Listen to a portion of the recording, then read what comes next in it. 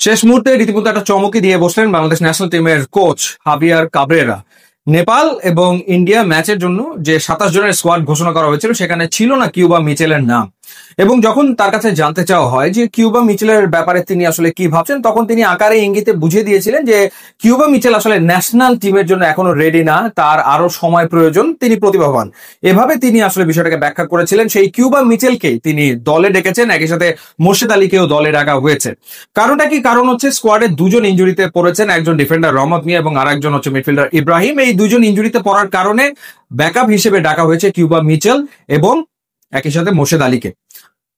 নেপালের বিপক্ষে বাংলাদেশের ম্যাচ হচ্ছে 13 তারিখে এবং 18 তারিখে এশিয়ান কাপের বাছাই পর্বের ম্যাচে বাংলাদেশ মুখোমুখি হবে ইন্ডিয়ার বিপক্ষে।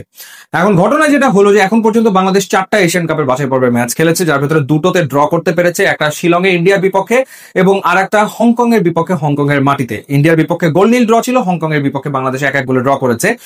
কিন্তু দুটো হোম ম্যাচে বাংলাদেশ হেরেছে, সিঙ্গাপুর এবং হংকং এর বিপক্ষে। এবং সত্যিকার অর্থে এশিয়ান কাপে তো আর বাংলাদেশের খেলার কোনো সম্ভাবনা এবার আর নেই। তো সামগ্রিকভাবে হাভিয়ার কাবরেরার পারফরমেন্স নিয়ে মূল্যায়ন চলমান রয়েছে এবং তিনি আসলে কতদিন বাংলাদেশে থাকবেন সেই নিয়েও আলোচনা চলছে। মোটাটা কিন্তু তিনি ব্যর্থ হয়েছেন, কারণ এর আগে কখনো বাংলাদেশ দলের যারা কোচ ছিলেন তাদের হাতে হামজা চৌধুরীর মতো প্লেয়ার তো ছিল না, তাদের হাতে সমিত সোমের মতো প্লেয়ার তো ছিল না, তাদের কাছে ফামিদুল ছিল না।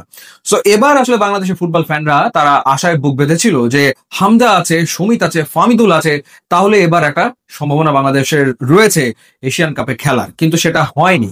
তো সেই অর্থে হাভিয়ার কাবরেরা ব্যর্থ হয়েছে, কোনো সন্দেহ নাই। এখন যেটা ঘটনা যে ইন্ডিয়ার বিপক্ষে বাংলাদেশ যদি ম্যাচটা জেতে তাহলে নিশ্চিতভাবে তিনি হয়তো বলবেন যে আর একটু সময় দিলে এই দলটা আরো পরিণত হবে এবং ভালো করবে। বাফুফে হয়তো তাতে আশ্বস্ত হলেও হতে পারে এবং তার চুক্তিটা আর একটু বাড়তে পারে, বা হয়তো বাফুফে মনে করবে ঠিক আছে এশিয়ান কাপের বাছাই পর্বে আর একটা ম্যাচ বাকি সিঙ্গাপুরের বিপক্ষে, সেই ম্যাচটা পর্যন্ত হাভিয়ার কাবরেরা চালিয়ে যাক।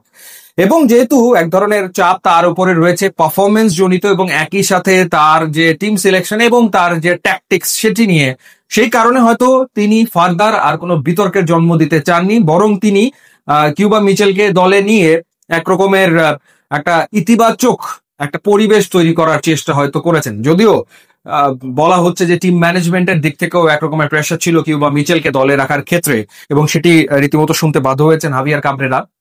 ফাহমিদুল যেহেতু কার্ড সমস্যার কারণে খেলতে পারবে না ভারতের বিপক্ষে এই ম্যাচটাতে, তিনি স্কোয়াডে আসলে নেই। তবে Morshed Ali very talented player, কোনো সন্দেহ এই ব্যাপারে নাই। আন্ডার 19 লেভেলে তার ফুটবল আমরা দেখেছি, প্রচন্ড প্রতিভাবান একজন ফুটবলার। আমি যেটা দেখেছি যে আমি শেখ মুরসালিনের প্রশংসা করে থাকি বিভিন্ন সময়ে, যে খুবই প্রতিভাবান একজন ফুটবলার শেখ মুরসালিন, এবং মোর্শেদ আলীও কিন্তু খুবই প্রতিভাবান ফুটবলার। আমি জানি না আসলে নেপালের বিপক্ষে ম্যাচে মোর্শেদ আলীকে একাদশের সুযোগ দেওয়া হবে কিনা, বা সে গেম টাইম আদৌ পাবে কিনা, বা ভারতের বিপক্ষে ম্যাচে তারকে খেলানোর কোনো সুযোগ আছে কিনা। বাট আমার মনে হয় আগামী দিনে মোর্শেদ আলী বাংলাদেশের ফুটবলের অ্যাসেট হয়ে উঠবে, সেই সম্ভাবনা রয়েছে। এখন সে পথ না হারালে হয়। কিন্তু মূল ব্যাপার যেটা, সেটা হচ্ছে যে এই যে 10 দিন ক্যাম্প হয়ে গেছে, ন্যাশনাল টিমের ক্যাম্প 10 দিন হয়ে গেছে, আর 3 দিন পরে নেপালের বিপক্ষে ম্যাচ। এই সময় আসলে কিউবা মিচেল এবং মোর্শেদ আলীকে দলভুক্ত করার দুটো কারণ থাকতে পারে। হাভিয়ার কাবরেরা আসলে তার ক্ষতিগ্রস্ত ইমেজকে পুনরুদ্ধারের চেষ্টা করছেন, এক। আর দ্বিতীয় যে ব্যাপারটা সেটা হচ্ছে যে টিম ম্যানেজমেন্ট আসলে সিদ্ধান্ত নিয়েছে। কোচ তো চাচ্ছিলেন না, সেটা তো তিনি আগে বুঝিয়ে দিয়েছিলেন যে কিউবা মিচেলের সময় লাগবে জাতীয় দলে খেলতে। হয়তো টিম ম্যানেজমেন্টের পক্ষ থেকে এই সিদ্ধান্ত নেওয়া হয়েছে, যেটা আসলে গিলতে বাধ্য হয়েছেন হাভিয়ার কাবরেরা একরকম, সেটি হওয়ারও সম্ভাবনা আসলে রয়েছে। সো দেখা যাক, দুজন এসছেন এবং দুজনই প্রতিভাবান, তারা গেম টাইম পান কিনা, খেলার সুযোগ পান কিনা, তাদের দুজনের জন্যই থাকবে অনেক অনেক শুভকামনা। হামজা চৌধুরী চলে আসছেন, তিনি কালকেই চলে আসবেন, দলের সাথে যোগ দেবেন, এবং 11 তারিখে সমিত সোম বাংলাদেশ দলের সাথে যোগ দিচ্ছেন। ইউটিউব ইনস্টাগ্রাম লিঙ্ক আছে, আপনারা যোগ দিলে খুবই খুশি হবো। And thanks for watching.